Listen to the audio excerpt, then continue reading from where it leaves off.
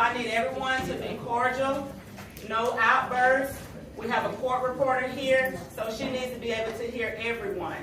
If you come to this podium to speak, I need you to say your name clearly and your address. Any outbursts, you will be asked to leave. Okay? Everybody understand?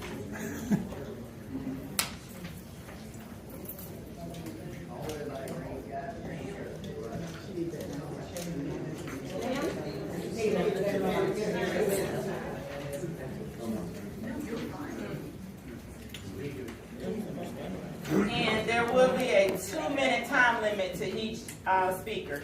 So once you hear the first bell, it will be 30 seconds left. So the second bell, your time is up. We can't allow 5 minutes for everybody, to speak with this many people. So how many minutes do you have, please? 2. 2, thank you. That's good.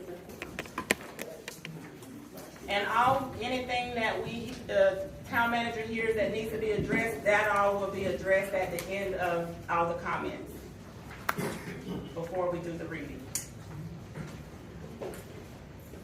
And I'm gonna give just a couple of more minutes since we have people still coming in.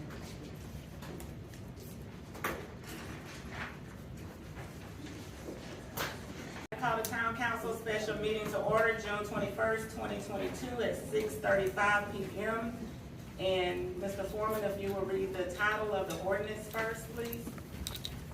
Yes, ma'am, Madam Mayor. Town Council Ordinance number 2022-001, an ordinance of the Town of White Springs, Florida relating to game promotions and electronic devices or simulated gambling devices, providing for a prohibition against the use of electronic devices or simulated gambling devices, providing for exemptions, providing for a permitting process, providing for violations, providing for severability, providing for the repeal of conflicts, and providing for an effective date. Thank you. All right, we'll go to public comments. First, I have Mr. Randolph King. If you will come forward, state your name and address.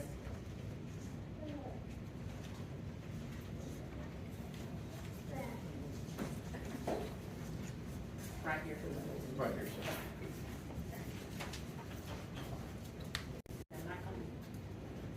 Just tap it. Turn here. Good evening, everyone. My name is Randolph King. I'm at 10556 Willie Johnson Street. Okay, my topic here today is bringing in funds, bringing a place of entertainment, and try to improve the city of White Springs. So far, they operate on a very limited budget. And we need to be open-minded about the things and the progress we can do with this little town. Okay, and I say operating an internet cafe and the amount of funds coming in from it would be a great idea. Okay, and one of the, I was employed at one. Okay, 4 other people in the city of White Springs was employed at one, a real nice one, operated. Great people operated it. No issues, no problem. One break-in, but will you close it down because of break-in? Will you close any other buildings down because somebody break in? What happens if somebody robbed the bank and every time they rob the bank, they close it down? Come on, we gotta be open-minded. No issues, no problem there. Okay, problems occur anywhere. Okay, what happens? Someone they come in and shoot up a place there. You want to stop selling guns? No. Issues going to happen. Anytime growth in any community or development and things will happen. God, I can go on and on with different. But you got to be open-minded about it and things there. Let's bring it in fun. How many other businesses will donate 18 grand to the city of White Springs? Nobody. How many people will give businesses things? The people there, they also, any activities there, they go and say, hey, you guys need funds to help do it. They come down there and promote things there in the community and give people jobs there and things.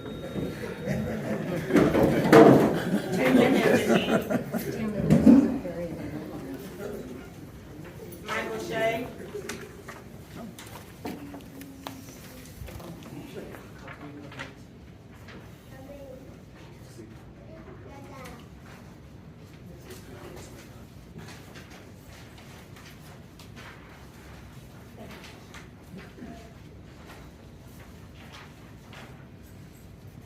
name is Michael Shea, live at 10610 Weston Street in White Springs.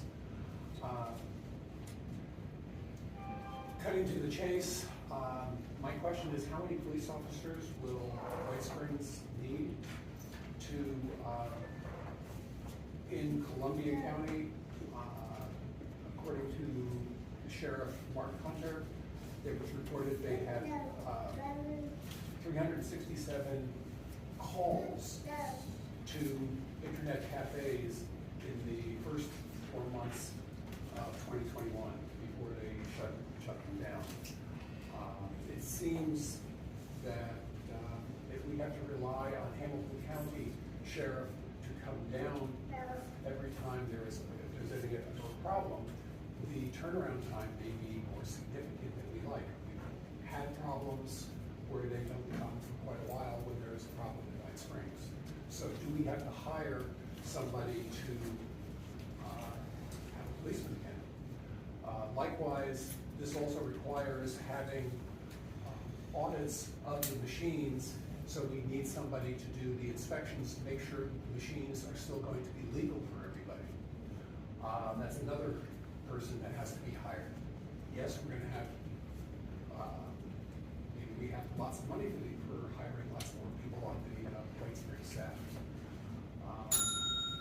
The other piece was that if anything is found not to be in compliance, the machines that are potentially illegal have to be stored in a secure environment. So do we have the money and wherewithal to create a secure location to save, keep all of these things?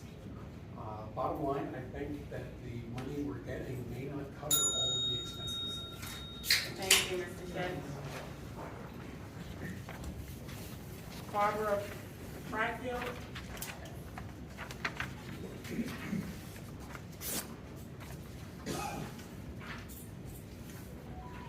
Folks, if you hand out notes, make sure you get a copy to the clerk for inclusion in the minutes of the meeting.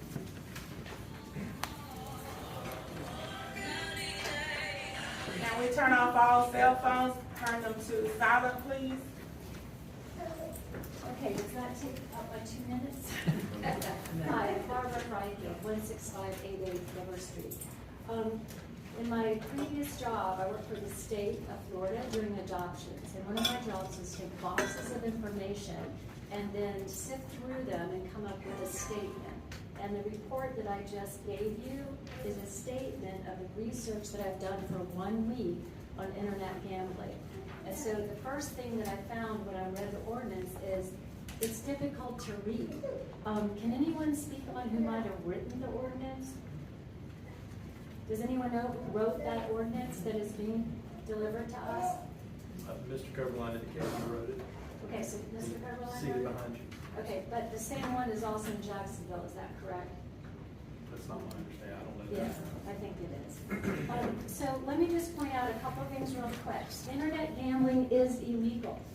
It is a conviction for the Florida statutes, and it's up to a $500 fine and 60 days in jail if you get caught. Internet gambling is illegal. And if you want to question that, I've cited many, many different references in the report that you can read so that you clearly understand what the difference is between gaming, roulettes, cards. It's very difficult to discern which one is illegal and which one isn't. The other thing is that it's addictive and it targets a certain population of people. So I'll just quick say, is there an opportunity to do a workshop, moratorium? Can we stop this process to understand it better? Because even with my eyes on this, it was so difficult to understand. Is that a possibility? Can you answer that for me? The council decided not to have a workshop at the last council meeting. Okay, what about a moratorium? We're here to discuss, to do the first reading tonight. Okay, thank you. You're welcome. Wayne, can't read the last name, Hannah?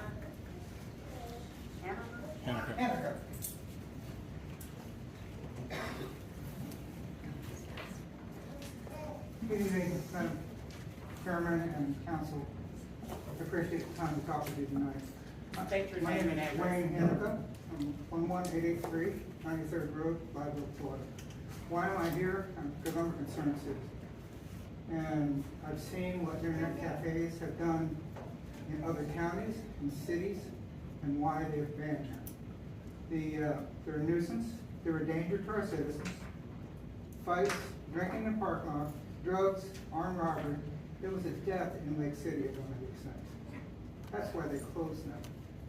Many counties and cities around you have completely banned them. Duval, Nassau, Columbia, Suwanee, City of Live Oak, Lake City, Marion, Town of Brantford, and recently Hamilton County, which took effect June 15th, so they can't stay working anymore. So why are they here? They have nowhere else to go.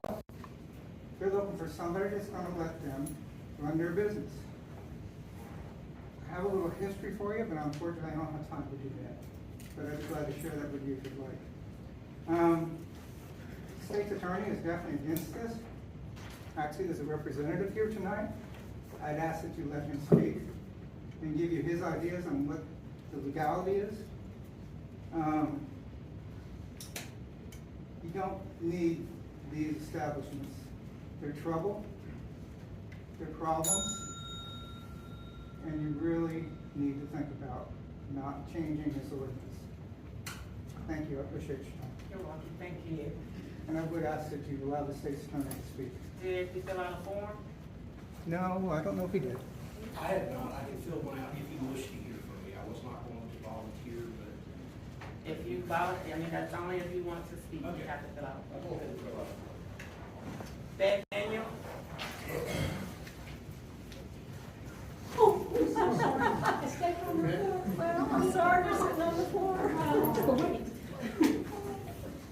Hi, my name is Beth Daniel. I live at 16613 Spring Street. I moved to White Springs a little over 2 years ago. I've been coming here several times over the last 10 years and really liked the community and decided to retire here. When I moved, we had an active police and fire department. I can't speak to how effectively our town communicates and shares information. That's been a challenge, and I think we need to address that. I'm particularly concerned, though, about the potential issues of the passage of this ordinance, that the passage of this ordinance poses. In doing some research on nearby communities that have closed down or fought the passage of these ordinances, there's a trend that we can't ignore. For instance, there was a shooting in Columbia County, Lake City, that resulted in the security guard fatally shooting a man who came back to one of these places with a gun after being removed earlier. There's significant data showing an annual increase in incidents requiring law enforcement intervention or involvement over a 3-year period of time. Actual crimes committed are significantly less than the number of calls, but my concern is not only about the incidents at these businesses, but for the resources it requires to respond to them. Columbia County had 1,260 calls to internet cafes over a 3-year period of time. Combined data from Suwanee County Sheriff's Office and Live Oak Police Department over the past 3 years indicates fewer calls, but I found that these calls have involved anywhere from 1 to 8 police units responding, taking anywhere from 15 minutes to 2.5 hours to respond. Currently, we have an interlocal agreement with the Hamilton County Sheriff's Department for 40 hours of coverage a week, which is from 6 to 2, Tuesday through Saturday, at a cost of $82.50 a month, which is $99,000 a year. We wanted, I think the interlocal agreement states more, but it was cut back and agreed to in conversation. So there's a police unit in town 4 days a week for 8 hours. This doesn't provide full coverage. Okay. Thank you. Scott Gay?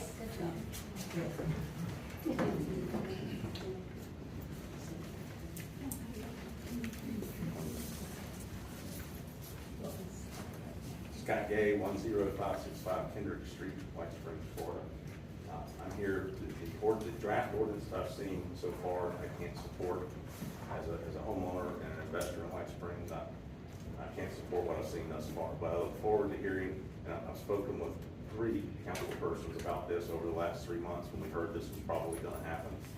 And you assured me, I feel like you assured me that you're gonna consider all the relevant, substantial, competent data to support and not support passing this ordinance, and weigh the benefits and the costs so that we all understand where you're coming from and how you're gonna do it.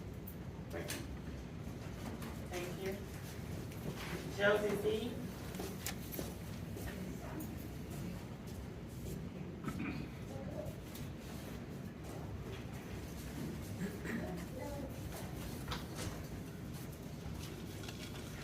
Good evening, I'm Joe Levy, I live at 16587 Spring Street, White Springs. I've read the ordinance as written out, and just as Mr. Gay just briefly spoke. As a homeowner, and actually two homeowners here on Spring Street, I can't support this thing as written. This thing is not for family, it's not a family environment. I think you've already heard, and you'll hear further comments up here saying that it doesn't really do anything positive to a community, it degrades a community. Okay, we do not have the response structure to support this when it starts going down here. That's just something you can consider. But like I said, I'm opposed to it, and it's just not for White Springs. Thank you. Sharon Shay. You have to take me a couple seconds. Yes, I do. Okay, I'm gonna be don't start like that. I'm not, I shouldn't be joking, I apologize.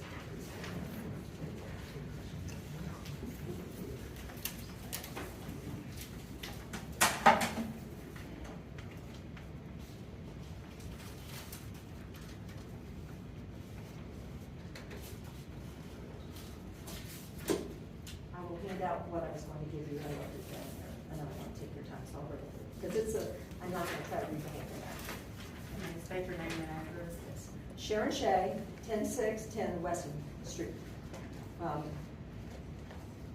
I too spent a lot of time reading this ordinance, poring over it. And it is bad for our community. Why is bad? You've heard about the increase in crime. And so not only does this impact the people that live here or visit here getting caught in crossfires, it decreases property values. And increased property values result in more tax revenue to White Springs. We've seen a real influx of people moving here, and that's going to generate more tax revenue. Locating internet cafes on Highway 41 increases traffic, especially after 9 o'clock till midnight when they close. Particular entrance to me was reading the minutes from the Live Oak City Council meeting January 25th, 2022, where the first reading of the ordinance to prohibit simulated gambling was reviewed, and in the words of their city attorney, Mr. Coberlin, who is now representing the interests of the gambling, he states, the important part of this ordinance is the endangerment of these businesses to the public outweighs the local community and the business commercial usage of the equipment as well as the public use of the equipment. Sounds like Mr. Coberlin has switched sides.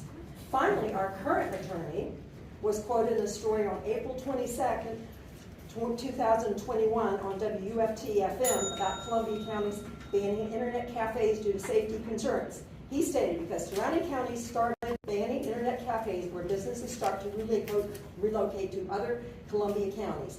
Marion and all these counties have now prohibited this industry. And there's a few more words to say, but thank you for your time. Thank you. Dennis Price.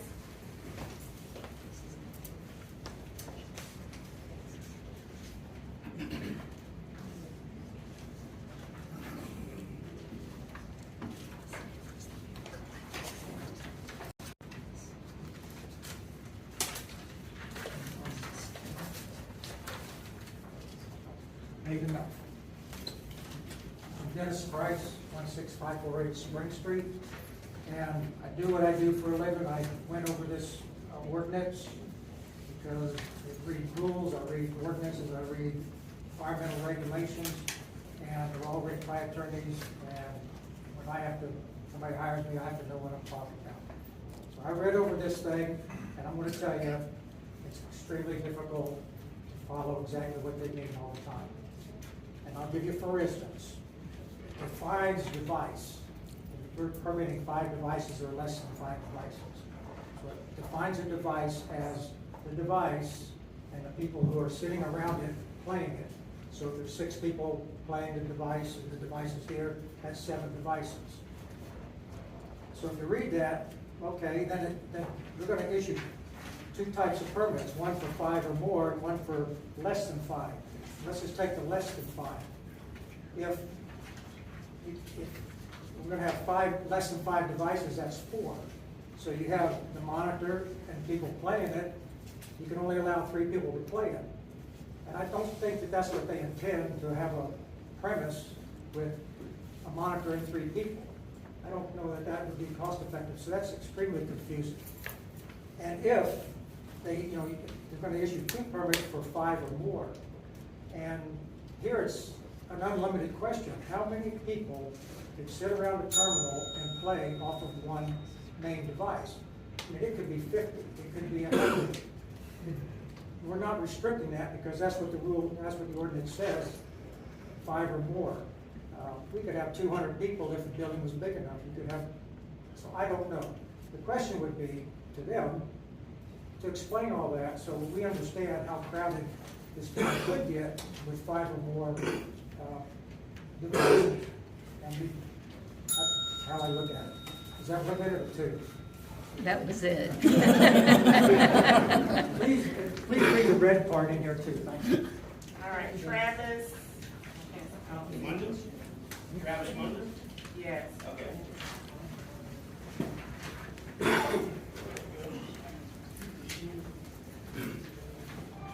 Good evening. My name is Travis Munden. I'm here both as a representative of the State Attorney's Office and as a citizen of Hamilton County. My address is 9063 Southeast 143rd Avenue, White Springs.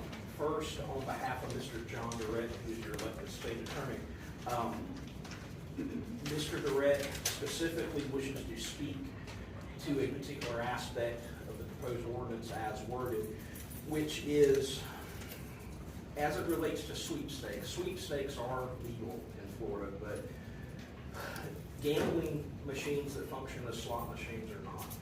It's the experience of Mr. Durrett, and it's also my experience as a prosecutor for a long time in the state of Florida and in the 3rd Judicial Circuit, that these internet cafes do not, as a matter of course, function as legitimate sweepstakes under the state statutes. That all of the times we have encountered them in the course of prosecution of criminal cases, they have been functioning as illegal gambling operations, in which the electronic machines in question are in fact functioning as slot machines or other gambling type machines.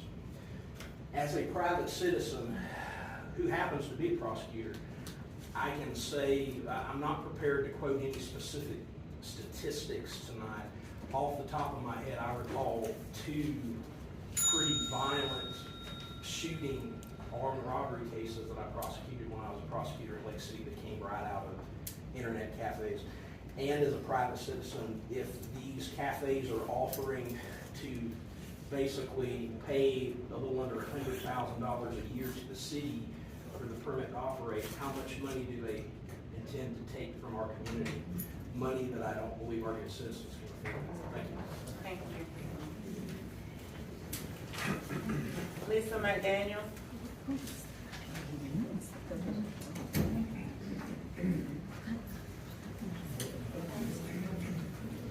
Hello, I'm Lisa McDaniel, 16530 River Street. I'm here not to speak on behalf of being a homeowner or a business investor in the county. If I was, I would appeal to that side of it, but I am here because I hear no one speaking up for the weak and the vulnerable that this is going to attack. And it is an attack. I really see it that way. These businesses are very predatory. They are going to, the supposed good that this would do in the monetary realm will not override the damage that this will do to our community. It will degrade it. It will prey on our weak It will play on our vulnerable, and as citizens and leadership positions, if you need a reason to vote your conscience, if you're sitting there on the fence with your conscience, I know this is about the profitability of something, but your conscience, everyone has one. And we have got to be careful what we vote into our community that is going to attack and damage and degrade and be against those citizens that we need to be speaking up for and speaking in behalf of. It's not a good thing. I know people personally that are addicted. You can say what you want. It's called gambling. We're here for simulating gambling. It's not a sweepstakes, it's gambling. And people that I know personally that are in it are spending rent money and car money and grocery money and everything else on this because it's addictive and it's going to be very, detrimental to our community in that nature. And I'll appeal to that side of you.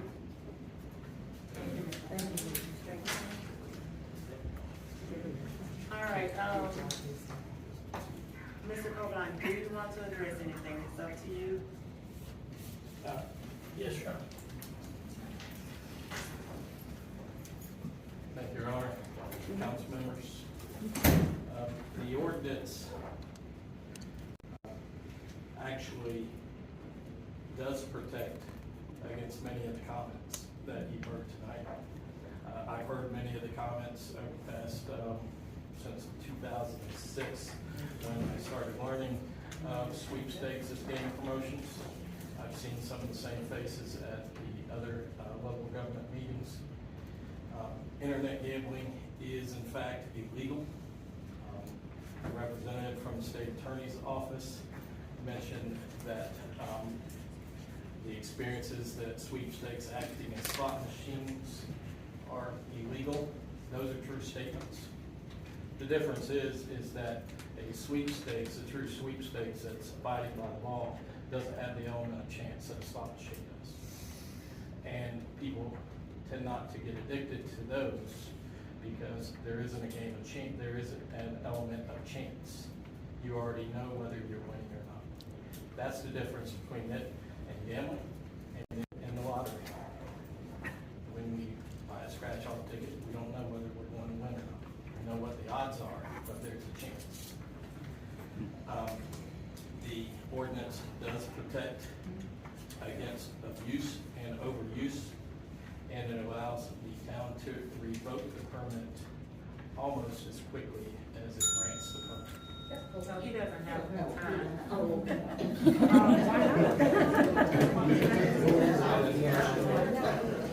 Yeah, that doesn't seem right. Your Honor, any comments made at another local government had to do with council members' comments, generally responses to those, just as your attorney is not voted in and does not interject himself into your decisions, because that's not democracy, that's not representation. And so any comments I made somewhere else were in response to either citizens, but most likely council members' conversations and discussion, and they're simply not relevant or applicable here. So, thank you for your time. Thank you. Town manager, would you like to address anything? In reference to some of the things that were said about security, the facility would have 2 armed security guards, 24-hour surveillance at the facility, and it's a limited amount to 2. Now, I know people would give us statistics on how many calls were made in Columbia County, but Columbia County had more than 2. So we don't even know how many those calls were divided upon. So it won't be a burden unto law enforcement, and as Mr. Copeland said, that they have 3 chances, and then after that, it's over. It's over if there's 3 incidents, but like I said, they have armed security, 24-hour surveillance. Now, what nobody is really looking at is this. We had a water study, and this year, we're going up 22% for drinking water, 22% wastewater. And then 2024, we're going to 15%. Then in 2025, we're going to 10%. 2026, we're going to 5%, 27, 5%, 2028, 5%, 2029, 5%, 2030, 5%, 2031, 5%. Now, when Swanee Rural Water usually come in and do a water study, and they have to come in, it's for 5 years. White Springs is so far behind on how much they're charging, we have no reserves. If our water system goes out, then we're stuck. We don't have any money, we don't have any reserves. They gave us a 10-year plan that we have to increase, so everybody's gonna get an increase. The way that we can try to fight this is $96,000 from just one casino will take some of that burden off the people. Not only that, you're gonna see a increase in your trash pickup, your sewer. You're gonna see that increase. It's already starting. Your next bill is going to increase. We have no choice.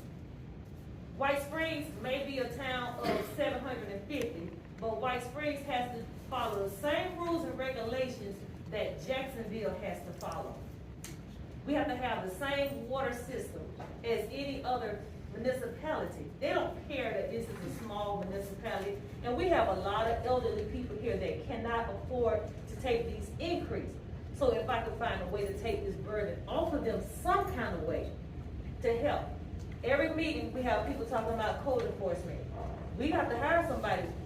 Do I want to ask the town people? Let me add that to your bill for $35,000 so we can have a person here for code enforcement. Is that fair to people just because we're a small town, a small municipality? Businesses are not coming here because there is not enough people to support.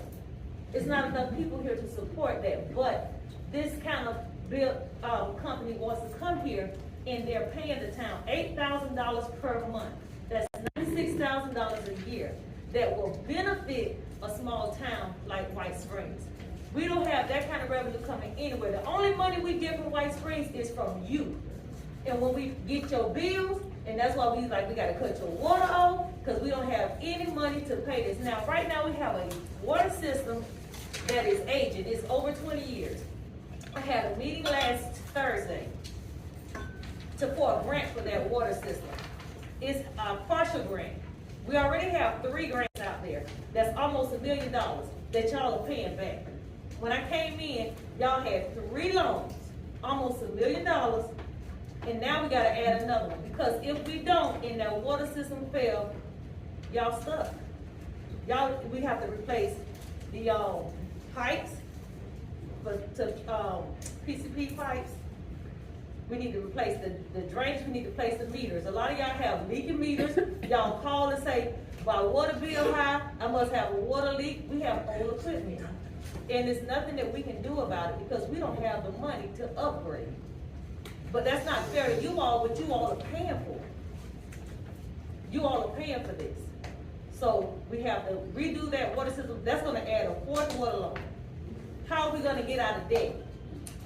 If we allow these 2 companies to come in, if we allow just 2, that brings in $200,000 that don't come from you all. In addition, that's an additional revenue that we don't have to keep taxing the citizens. Keep taxing the citizens. And if people are talking about the tax roll, unfortunately, White Springs don't have $1 million homes, $500,000 homes. A lot of the homes fall under exemption. You have elderly exemption, homestead exemption, veterans exemption. We're not getting that much from our tax base. Trust me, we are not. So all the money that we getting is from your water bills, your sewer bills. And that's only 400. And it's only, we may have 750 citizens, but everybody doesn't have a water bill. You gotta think, 300, that could be children. We only have, 400 accounts? And everybody don't pay their water bill. So that's another reason we gotta increase, we gotta make up for that loss.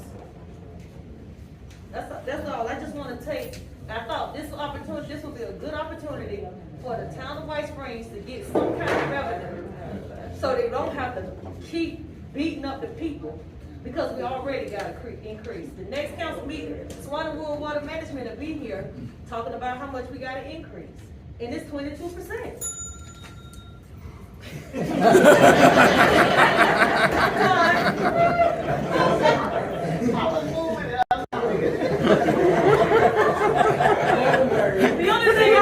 Yeah, the only thing I was gonna say is with those loans, we have to pay 50% of the planning, 50% of the engineering, and 10% of the construction. But these are $3 million loans, so, and I'm done.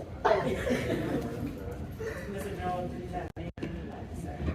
No, I'm happy to address any questions the council has as they deliberate. Does the council have any questions for the attorney?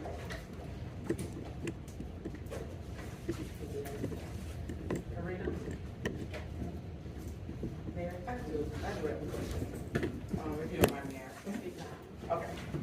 You make sure I speak very loud because, I just have a question in reference to the comment that was made, about the comment that you made in the article that was actually sent to me about the, internet cafes, and I think you were in Columbia County addressing the issue there. And there was a time here we've had a meeting and you talked about it as well, about us being kind of, on the right side of the decision we made when we, initially decided not to have a cafe. And I wanted to know, where's your stance on that now? Do you still feel the same way, or? Well, I mean, it's important to consider my comments in terms of what they are, right? So it's not really my job to tell you what you should do. It's my job to tell you what you can and can't do. So when you look at Columbia County had a booming internet cafe business. And so what you can have is what are called regulatory takings, where if the government just for no good reason comes in and says you can't do what you do for a living anymore, that's called regulatory taking. You can actually sue the government for that. So we had, in similar fashion to what Hamilton County did, we had to go through a real analysis. You know, are these businesses in fact hurting our community? And the data that was presented by the sheriff and through testimony and the political will of the Board of County Commissioners of Columbia County was that they did want to discontinue them, okay? Just as your county commission here has wanted to discontinue them. The way your original ordinance banning internet cafe, or excuse me, simulated gambling came up with this council, you did not have any businesses in town, okay? So your position was a little different than Columbia County's. So to the extent I might have said you're in the right or you're in a strong position, you were in a legally strong position to ban them. But the decision whether you should or should not, as Mr. Copeland correctly pointed out, always rests with the elected officials. And I would go so far as saying my opinion of them does not matter. Just as I would assure you Mr. Copeland's opinion, his personal opinion of these does not matter. And so the lawyer's job is to make sure that your questions are answered, make sure you're making informed decisions, but the decision is yours. So if there's any technical questions about the ordinance as presented or anything like that, I'm happy to address those. But in terms of my personal feelings, I actually won't share them because I don't think that's appropriate. Thank you, sir. Is Ms. Williams gonna be okay where she can come place her phone? Yes, you know.